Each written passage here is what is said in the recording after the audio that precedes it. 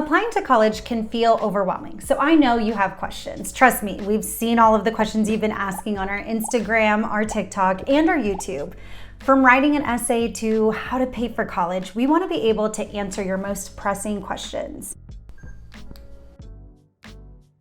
Hey, it's Bo, your niche school counselor, and today I will be breaking down the 7 most frequently asked questions, and hopefully it will change how you approach your college applications. I'm here to guide you through this journey, so don't worry. Hopefully after this, you'll feel confident every step of the way. Let's dive in.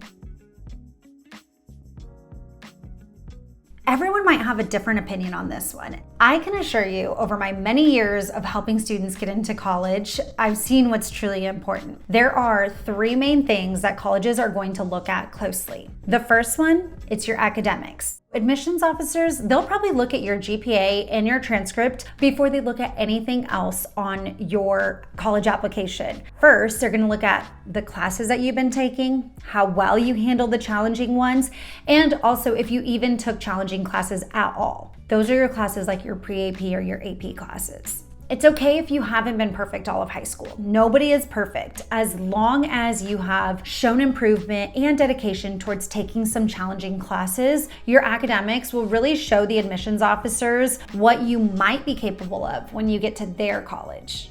The next thing that colleges look at is your personal story. As opposed to the calculations like your GPA, your essays and your letters of rec, they can actually humanize you. They're gonna add personality to those numbers. Each one of us has a unique story, and it's important that you tell your story to the people that are reading your application. My students would always come to me and they'd say, "Oh, I'm so boring, I've got nothing." And then I would chat with them, and within 5 minutes, they would tell me something that I found super interesting because I had absolutely no idea about that part of their life. So whether you are digging deep and you're sharing your darkest secrets or just explaining your day-to-day life, I can guarantee you that there is something that will be interesting to others. Whatever your story is, it's what makes you you, and the colleges, they want to hear it. Lastly, they're going to look at your activities, and colleges, they really want to know what you spend your time doing because guess what? They want students who will contribute to their campus when they get there. So they'll want to see what you're passionate about and if you'll be involved in their clubs or their organizations. Your activities, they also give a glimpse into your personality. That helps the college even more to evaluate if you will be a good fit for them. So in a world full of top-notch students with similar interests and similar GPAs, how do you really make your application stand out? First, I want you to stop comparing yourself to others. Forget about what other people are doing and really think about your application as your story. What is the main takeaway that you want the college to have about you?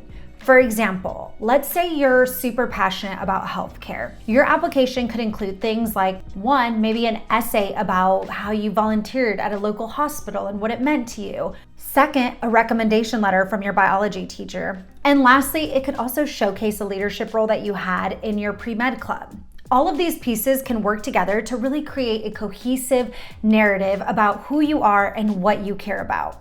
A student I once worked with, she wrote her essay about how she started a podcast to interview her grandparents and her friends' grandparents about their lives. It was super unique, it reflected her personality, and it also tied into her desire to want to major in communications. That's what standing out looks like. Additionally, you should really take advantage of any optional opportunities. So if a college offers you an extra essay prompt, write it. If they allow you to submit a creative portfolio or attend an interview, do it. Don't miss out on any chance to go beyond the basics and showcase your personality and your dedication. At the end of the day, standing out is really about being true to yourself. So really try to dig into what makes you you and tell that story through all of the pieces of your application. This is a pretty big question that comes up a lot. Shameless plug, I have an entire video that is dedicated towards explaining the pros and cons of each application deadline. So if this is your biggest question, go watch that if you really want a detailed breakdown of your options. For those of you who want the shorter answer, the most important thing to know is that early decision, ED, is a huge commitment because it's binding. So if you apply ED and you get accepted, you have to attend that school no matter what kind of financial aid you receive.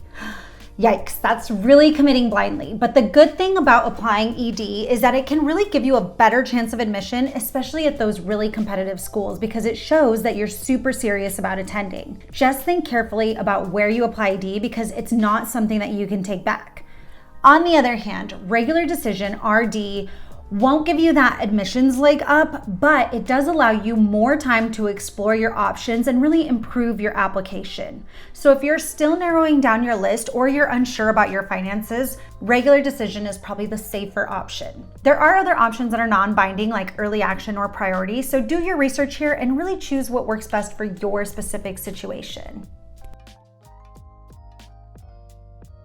We get so many questions about writing your college essay that we had to talk about it. How do you write a personal statement that colleges will actually remember? I mean, you really only get one essay, so you get one shot. It's important, we get it. So let's talk about it. First off, your essay should start with a very catchy opening line. Admissions officers are reading countless essays, so you really want to pique their interest right off the bat. Imagine opening with, "SpongeBob SquarePants really helped me through every major event in my life." Doesn't that grab your attention? Aren't you just a little bit curious as to how a cartoon character had that kind of impact? Remember, a memorable essay focuses on a moment that's personal to you.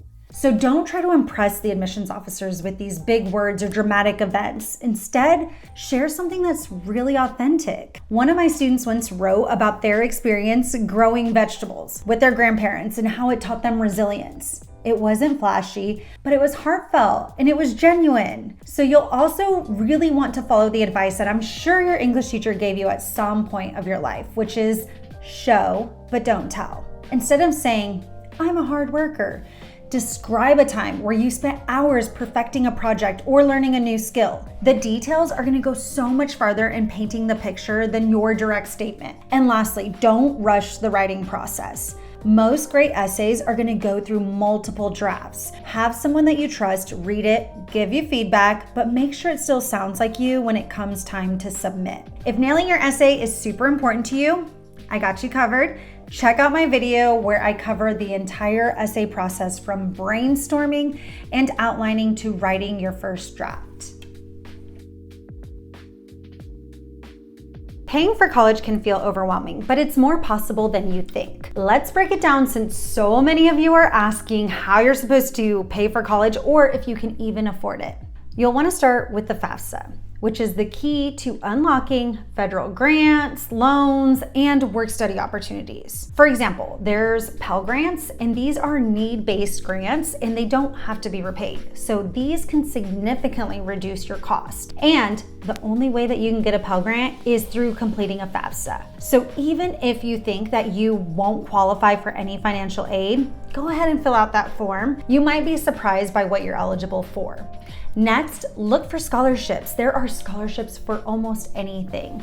Academic achievements, unique talents, community service, or even being left-handed. We have a ton of no essay scholarships on niche, so that can help you get started. But I also recommend that you check out your local organizations and community foundations to see if there are any regional scholarships that you might qualify for. Your school counselor, they should also be able to guide you to some of those local scholarships as well. I've seen so many students stack multiple smaller scholarships that are $500 or $1,000 each, and they can cover a large portion of their tuition that way. Also, don't forget about institutional aid from the colleges themselves. So many schools will offer merit and need-based scholarships. Some colleges will automatically consider you for scholarships, while others make you apply with a specific application. Do your research on the requirements and pay close attention to those deadlines. And finally, consider more alternative pathways, like attending a community college for 2 years and then transferring to a 4-year university. Or try getting ahead on your college credits by taking dual credit classes or AP exams while you're in high school.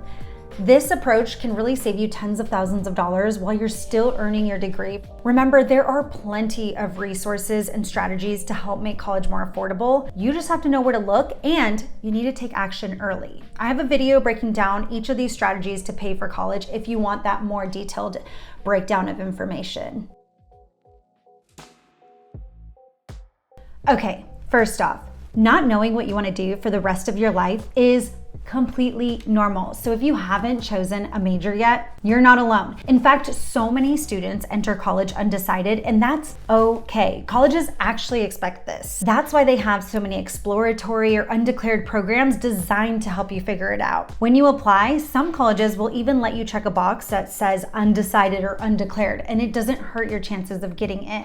Admissions officers, they know that your interests, they might evolve as you take classes or you discover different passions. That's part of what college is all about. So once you're in college, typically you'll spend the first year or the second year taking some general education classes. These are a great way to explore different subjects without committing to a specific major right away. For example, let's say you take an intro to psychology course and you love it. That might point you toward a major in psychology, or it might even point you to a different related major like neuroscience or social work. You can also explore your interests through different clubs on campus or internships or volunteer opportunities. Let's say you're unsure about your major, but then you end up joining a student-run marketing group on campus.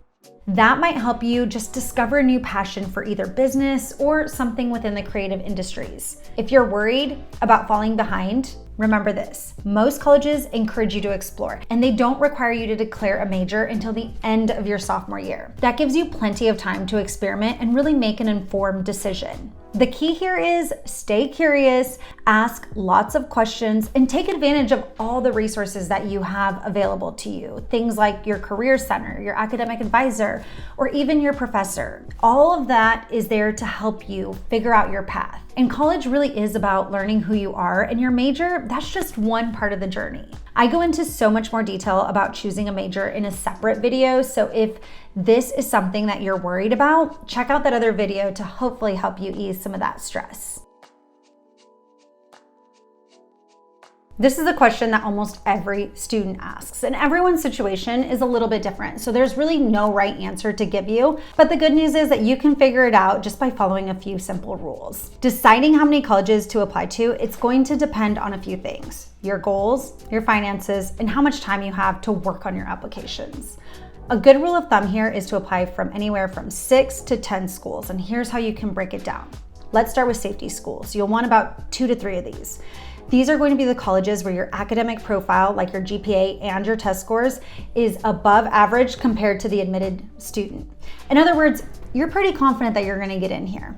Make sure that your safety schools are schools that you genuinely be happy to attend, and also that they're affordable options for you. The next group of colleges, those are going to be your target schools. You want about 3 to 4 of these. These are going to be the colleges where your academic profile, it closely aligns with their average admitted student. You have a really solid chance of getting accepted here, but it might not be guaranteed.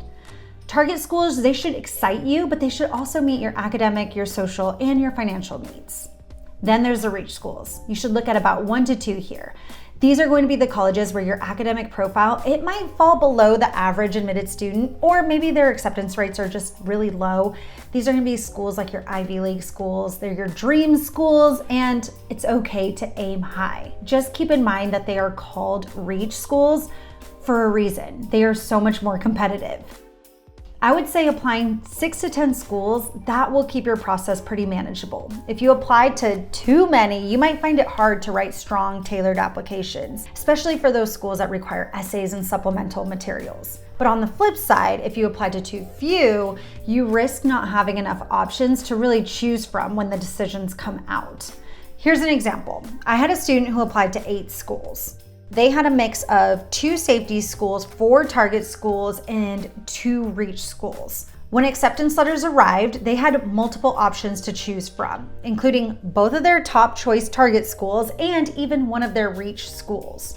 Having this balanced list, it really paid off for them. Finally, you'll want to think about the cost. Every application typically comes with a fee, so that can add up quickly. But don't let the fee hold you back, because so many of the colleges do offer application fee waivers. So you can talk to your counselor, or you can check the college's website to see if you qualify for any of these. Remember, it's really not just about the number of schools that you're applying to, but it's more about the quality and the fit of each one. You don't want to waste your time applying to multiple colleges that you'll never attend. Each college that you apply to, it should really be a place where you see yourself thriving academically, socially, and financially.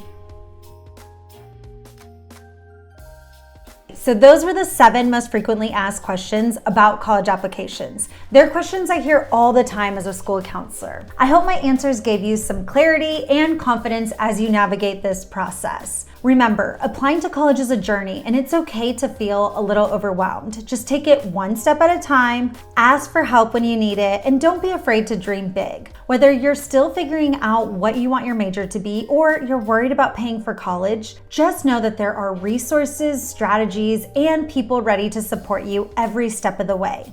If you found this video helpful, give it a thumbs up and share it with a friend who's also applying to college. And don't forget to subscribe to this channel so you don't miss out on any of my videos with tips and advice on everything from financial aid to choosing the right school. Drop your biggest college application question in the comments below, and I might just answer it in a future video. Thanks for watching, and I hope this helped.